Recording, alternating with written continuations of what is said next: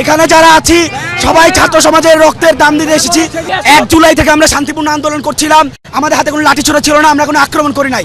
আমরা তখন আক্রমণাত্মক হয়েছি যখন আমাদের উপর আক্রমণ করা হয়েছে, যখন আমাদের ভাইদের উপর গুলি করা হয়েছে, তারা রক্তাক্ত হয়েছে, আমরা ঘরে বসে থাকতে পারি নাই। এখানে যারা আছি সবাই ছাত্র সমাজের রক্তের দাম দিতে এসেছি, শহীদদের রক্ত কেউ ভুলতে যাবো না। না, আমি শিখে না, আমি মা। আমি আমার সন্তানদের নিয়ে আমি রাস্তায় আসছি। আরও যে সন্তান মারা গেছে তাদের রক্তের প্রতিশোধ নেওয়ার জন্য, এরা বিচার চাওয়ার জন্য এরা রাস্তায় নামছে। এই জন্য আমরা আসছি শান্তিপূর্ণভাবে। দেখেন আমাদের কোনো ছেলেদের হাতে একটা লাঠিও নাই, একটা স্কেল পর্যন্ত নাই। এরা শান্তিপূর্ণভাবে আসছে। সামনে আমাদের ছাত্রলীগের পোলাপান আটকাইছিল, যাই হোক আমরা শান্তিপূর্ণভাবে ওদের বলছি কোনো মারামারি কিচ্ছু করবা না। ওরা শান্তিপূর্ণভাবে এখানে আসছে, আমরা এখানে এক সাইড করে শান্তিপূর্ণভাবে হ্যাঁ হ্যাঁ অবশ্যই আমি চাই আরো সব মায়েরা নেমে আসুক। কারণ যার মা যে মায়ের সন্তান মারা গেছে সে বোঝে যে তার সন্তানটা কতটুকু মূল্যবান।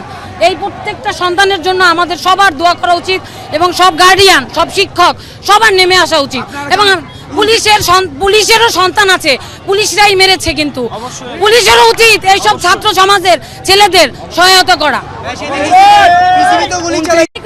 4টা ছেলে ভিতরে ঢুকাই নিয়ে পিটাইছে আর 2টা মেয়েকে এরকম কানে নাকে ভিতর থাপড়াইছে যে ছাত্রলীগে পুলিশ দাঁড়ানো ছিল। দেখেন আমাদের যে গুলি করছে 7-8 জন পুলিশ দাঁড়ানো ছিল, 2টা মেয়ের নাকে মুখে দিয়ে রক্ত বের করে দিয়েছে। আমার মেয়ে শহীদানোর গার্লস কলেজেই পড়ে, ওই মেয়েরা 2জন ধরতেছে আর 2জন ছাত্রলীগের ছেলেরা ধরছে।